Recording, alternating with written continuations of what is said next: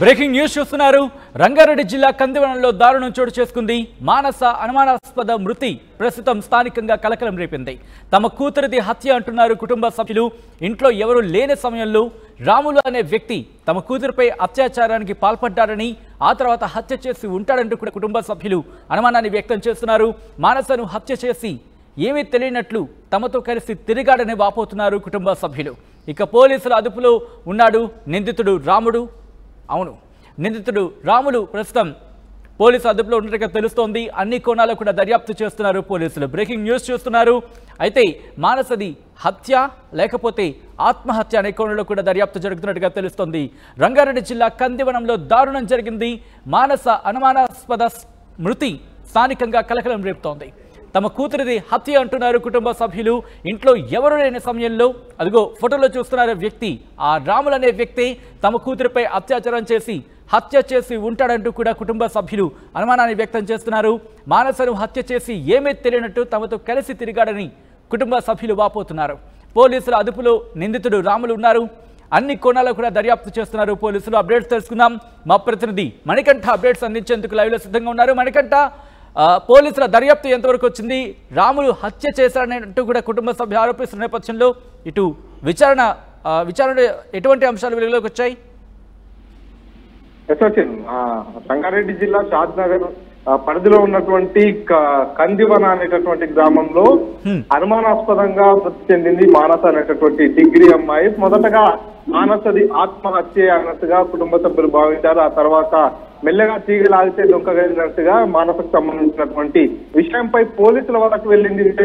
అసలు మానస ఆత్మహత్య చేసుకోవాల్సిన అవసరం ఏమొచ్చింది, అటువంటి ఇబ్బందులు కానీ అటువంటి గొడవలు కానీ వేరే ఎటువంటి కారణాలు కూడా లేవు, తను ఆత్మహత్య చేసుకుని ఉండదు అనేటటువంటి అనుమానంతో పోలీసుల వరకు వెళ్ళిన నేపథ్యంలో ఒకసారిగా మానస ఫోన్ ని కనుక పూర్తిగా క్షుణ్ణంగా పరిశీలిస్తే దాంట్లో కాల్ డాటా కావచ్చు, మిగతా అన్ని విషయాలు అందులో నుంచి తీసుకున్నట్టయితే నిందితుడు ఎవరు అనేది బయటపడుతుంది. అసలు మానసుడు హత్య ఆత్మహత్య అనే విషయం బయటకు వస్తున్నట్టు కూడా కుటుంబ సభ్యులంతా కూడా పోలీస్ స్టేషన్ దగ్గర చర్చించుకున్న నేపథ్యంలో అప్పుడు ఒక వ్యక్తిపై అనుమానం కలిగింది. అతను తమ బంధువైనటువంటి వ్యక్తి రాములు ఈ పనికి దాటానికి ఒడిగట్ట ఉంటాడనేటటువంటి అనుమానంతో పోలీసులకు తెలియజేశారు. వారు పోలీసులు కూడా రాముని అదుపులోకి తీసుకుని విచారణ చేస్తున్నారు.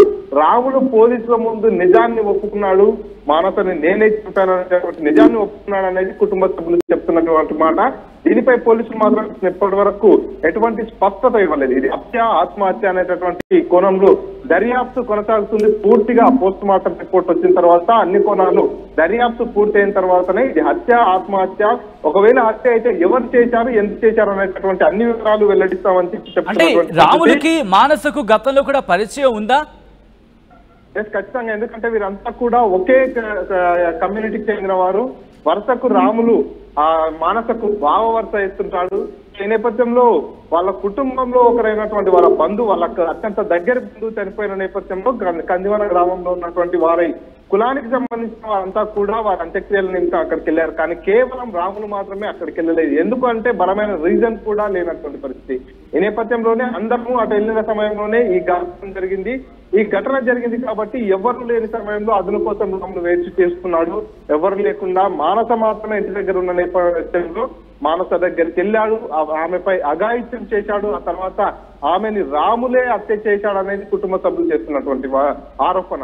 సో రాములు హత్య చేసిన తర్వాత కుటుంబ సభ్యులకు కూడా రాములే ఇన్ఫర్మేషన్ ఇచ్చాడు. ఆమెని హుటాహుటిన ఆసుపత్రికి మరొక వ్యక్తి సాయంతో రాములే తీసుకెళ్లాడు, చనిపోయింది అనేటటువంటి విషయాన్ని కూడా కుటుంబ సభ్యులకు రాములు చెప్పాడు. ఆ తర్వాత తమందరితో పాటు కలిసి రాములు రోధించాడు, బాధపడ్డాడు. అయ్యో మన మధ్యన మన మానస లేదేంటి అనేటటువంటి విధంగా పూర్తిగా వారి కుటుంబ సభ్యులకు తాను నేరం చేసినట్టు తనపై నేరం ముద్ర రాకుండా ఉండేందుకు అన్ని రకాల జాగ్రత్తలు తీసుకున్నాడు అనేది కుటుంబ సభ్యులు చెప్తున్నటువంటి మాట. పోలీస్ స్టేషన్ కు వచ్చిన తర్వాత ఈ కేసు విషయంలో దర్యాప్తు చేసేందుకు మానస మొబైల్ ని పూర్తిగా పరిశీలించాలనేటటువంటి విషయం చెప్పారు పోలీసులకు. ఆ సమయంలోనే రాములు ఒప్పుకున్నాడు, నేనే ఈ దారుణానికి ఒడిగట్టాననేటటువంటి మాటని ఒప్పుకున్నాడు అనేది కుటుంబ సభ్యులు చెప్తున్నటువంటి మాట. సో ఏదేమైనప్పటికీ కూడా రాములు ఒప్పుకున్నాడనే విషయం పోలీసులు ఇంకా స్పష్టంగా చెప్పలేనటువంటి పరిస్థితి. కానీ తమ కూతురు మానస డిగ్రీ చదువుతుంది షాద్నగర్ పట్టణంలో ప్రైవేటు కళాశాలలో. సో రాములకు మానసకు ఏజ్ డిఫరెన్స్ ఈక్వల్ గా ఉంది, ఇద్దరి మధ్య లవ్ అఫైర్ ఏదైనా ఉంది అంచనా వేయడానికి కూడా లేదు. ఎందుకంటే రాములకు పెళ్లి అయి కూడా దాదాపుగా 12 ఏళ్ళు అవుతుంది. సో ఇప్పుడు డిగ్రీ చదువుతుంది మానస. ఇద్దరికి కూడా ఎటువంటి అది లేదు. కాకపోతే వరుసకు బావ అవుతాడు కాబట్టి ఆ నేపథ్యంలోనే మానసపై కన్ను పడింది రాముడికి. మానసని లొంగ తీసుకోవాలని ప్రయత్నించాడు. అందులో భాగంగానే ఈ ఘాతకానికి పాల్పడ్డాడనేది రాములు మానస కుటుంబ సభ్యులు అయితే చేస్తున్నటువంటి ఆరోపణ. సో మొత్తంగా ఇంట్లో ఎవరు లేని సమయం దొరికింది. మానస ఒంటరిగా కనిపించింది. ఒంటరిగా కనిపించిన నేపథ్యంలో తనపై అఘాయిత్యానికి పాల్పడ్డాడు. ఆ తర్వాత తాన్ని చంపేసింటాడు. ఉరి వేసుకునేందుకు కూడా మానస చాలా హైట్, అంత హైట్ ఉండదు. ఏదైతే ఉపదేశిస్తున్నాడని చూపిస్తున్నటువంటి పైప్ ఏదైతే ఉందో ఆ పైపుకు తాడు కట్టుకునేంత హైట్ కూడా మానస లేదు. కుర్చీ వేసుకున్నా కూడా అందనటువంటి పరిస్థితి. కాబట్టి ఖచ్చితంగా మానసని రాములే హత్య చేశారనేది మానస కుటుంబ సభ్యులు చేస్తున్నటువంటి ఆరోపణలు. అయితే పోలీసులు కేసు నమోదు చేసుకున్నారు. ఘటనా స్థలానికి వచ్చారు. పూర్తిగా అన్ని రకాల దర్యాప్తు చేస్తున్నటువంటి పరిస్థితి. మానసది హత్య లేకపోతే ఆత్మహత్య అనేది పోస్ట్ మార్టం రిపోర్ట్ వచ్చిన తర్వాత అన్ని వివరాలు తెలియజేస్తామని పోలీసులు చెప్తున్నారు.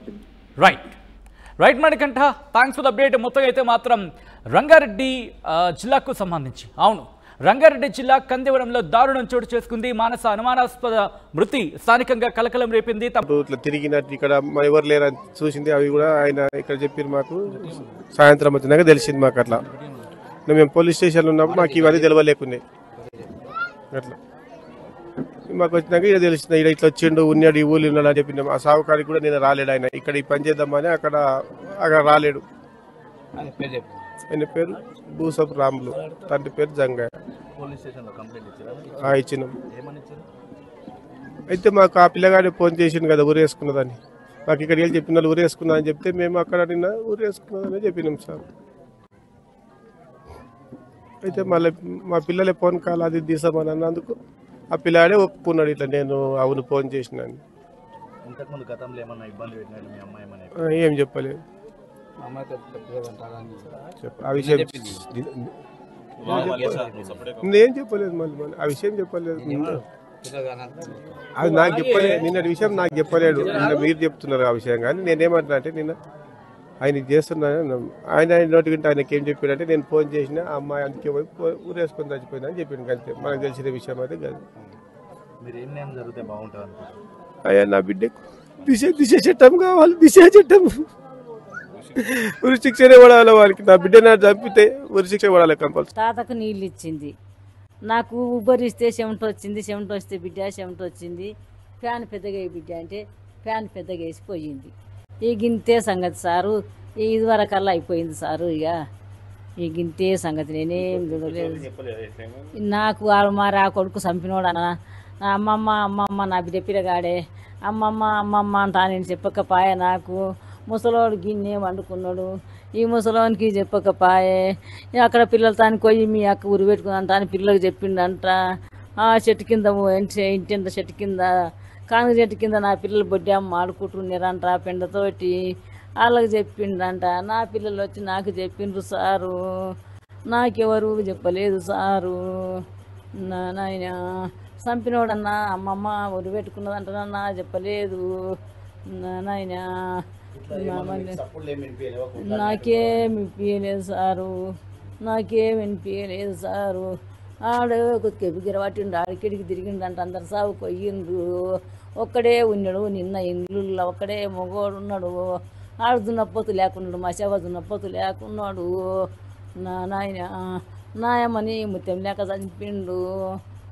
నాయన ఏం చేతము మేము దొంగలమైతిమా. నా ఇంటికి వచ్చి నా బంగారాన్ని చంపుకుంటున్నా. నా బంగారాన్ని చంపిపో. ఇప్పుడు అక్కడ ఊరేసుకుంటే శ్రీను అన్న నా పేరు. అక్కడ ఊరేసుకుంటే పైపుకున్న సున్నమన్న పోవాలి కదా అన్న.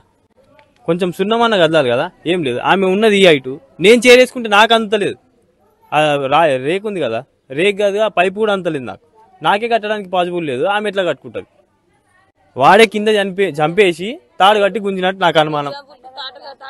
తాడు కట్టి అనుమానం. లాస్ట్ లా అక్కడ పిహెచ్ దగ్గర ఒప్పుకుండు. నాకు లాస్ట్ కాల్ నేనే చేసిన. ఆమెతో నేనే మాట్లాడినా అని చెప్పిండు. నీ దగ్గర ఫోనే లేదు కదా అంటే మా వదిన ఫోన్తో మాట్లాడినా అని చెప్పిండు. మేము ఉన్నాం అక్కడ, మా ముంగల్నే చెప్పిండు. ఎందుకు చేసినావు, ఎందుకు మాట్లాడి, నీకేం అవసరం అంతగానం ఫోన్ చేయాల్సిందంటే ఏం చెప్తలేడు. ఫోన్ అనే విషయం వచ్చిన తర్వాత పోలీస్ స్టేషన్ అప్పుడు వాడు ఒప్పుకుండు. అప్పటిదాకా ఫోన్ తెచ్చేంత వరకు ఒక్క మాట కూడా చెప్పలే. ఫోన్ తీసుకొస్తే దాని డేటా బయటపడతానని చెప్పినందుకు అప్పుడు లొంగి. మా మేనత్త కొడుకు అవుతాడు సార్ వరుసకు. వాళ్ళ పిన్ని వాళ్ళ ఆయన చచ్చిపోయింది కానీ ఆయన సాగుకోకుండా ఇన్నే ఉండిపోయింది సార్. ఆయన మా చెల్లెలు మా మమ్మీ డాడీ కూడా సాగుకోయారు సార్. వాళ్ళు కూడా వాళ్ళు పోయింది చూసుకుంటూ వాడి ఇంటికాడుండు. మా చెల్లెల్ని ఈ టైం వరకు చంపేసిండు సార్ వాడు. నేను ఇంతకన్నా ముందే ఫోన్ కూడా మాట్లాడినింటి నేను. ఆ తర్వాత మళ్ళీ నాకు ఫోన్ వచ్చింది అర్ధగంట లోపలనే చంపేసిండ్రని. హాస్పిటల్ కడుకోయినాక ఆడికి కూడా వచ్చిండు సార్. ఆడు వచ్చిన తర్వాత మళ్ళీ ఏంది ఏడుస్తుండు సార్. ఏం తెలియనట్టే ఏడుస్తుండు ఆయన. ఏం తెలియనట్టు నేనేది తీసినా నాకు రోడ్డు పై నుంచి కనబడ్డది. నాకు ఇంట్లోకి వెళ్ళి కనిపిస్తుంది. వచ్చి ఆ రోడ్డు పై నుంచి చూస్తే ఏం కనిపిస్తలేదు సార్. ఇంట్లోకి అసలు ఏం కనిపించదు. ఆయన వేసిన తాడు ఉన్న ప్లేస్ లా ఆయన చెప్పిన మాటలకు అసలు లింకే లేదు. వాడు కావాలని చంపేసిండు. తాడు పెట్టి గొంతుకు పెట్టి ఉరేసిండు కిందనే. ఆ తాడు తీసి పైన రేకులా కట్టిండు సార్. సంచులెక్కి తాడు కట్టుకొని చచ్చిపోయిందని చెప్తున్నాడు.